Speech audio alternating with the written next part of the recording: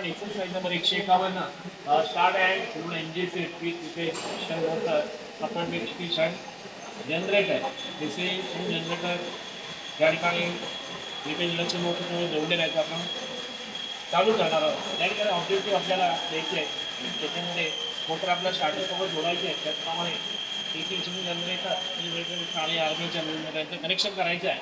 त्याचप्रमाणे फ्लिपेज induction motor आपल्याला चालू करायचे आहे आणि फील्ड रेग्युलेटरला ॲडजस्ट करून आपल्याला व्होल्टेज निर्माण करायचे आहे. त्याचप्रमाणे पाचवा आहे त्या ठिकाणी एकत्रितपणे आपल्याला एम जी सेटची विशेषती काढायची. एम जी सेटचा पॅनल बोर्ड आहे.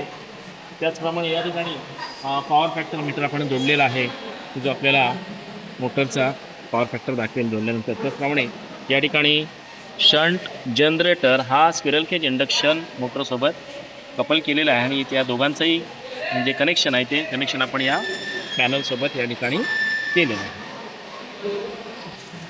सर्किट डायग्रामनुसार आपण त्या ठिकाणी कनेक्शन केलेलं आहे पॅनल आणि एम जी सेटचं. डायग्रामप्रमाणे आपण या पॅनलचा आणि सर्किटचा आपण प्रयत्न केलेला आहे. आता आपण पॅनल स्टार्ट करणार आहोत. तुम्ही पाहू शकता AC व्होल्टेज 430 व्होल्ट आणि AC करंट 1.30 मध्ये दाखवला आहे. DC व्होल्टेज 3.16 पुढे DC करंट आपण फील्डला करंट दिलं काही दाखवतो 0.0 दाखवत आहे. मोटरचं या ठिकाणी डेल्टा कनेक्शन झालेलं आहे त्यामुळे मोटरचा आपल्याला लाईन करंट दाखवत आहे. आता मोटरचा रेफ्युटल मॅग्नेटिझममुळे मिळणारा आपला व्होल्टेज इथे दिसत आहे. फील्ड रिओस्टॅटद्वारे आता मी फील्ड करंट वाढवत आहे.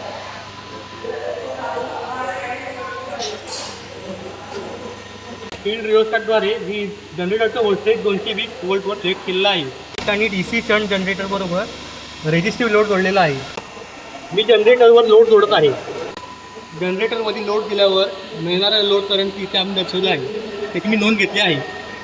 जनरेटरवर आणखीन लोड जोडत आहे. आणखीन लोड वाढवल्यामुळे करंटचा 6.30 अँपिअर झालेला आहे.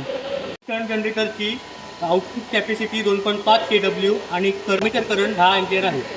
मी जनरेटरवरती फुल लोड कॅपॅसिटी देत आहे. जनरेटरवर लोड दिल्यामुळे लोड करंट व आर्मेचर ब्रेकमुळे कमी झालेले व्होल्टेज या ठिकाणी दर्शवत आहे. टप्प्याटप्प्याने मिळणारे आपले रीडिंग याद्वारे मी जनरेटरचा आउटपुट भागिले इनपुट याद्वारे मी जनरेटरची इफिशियन्सी कॅल्क्युलेट करून काढलेली आहे.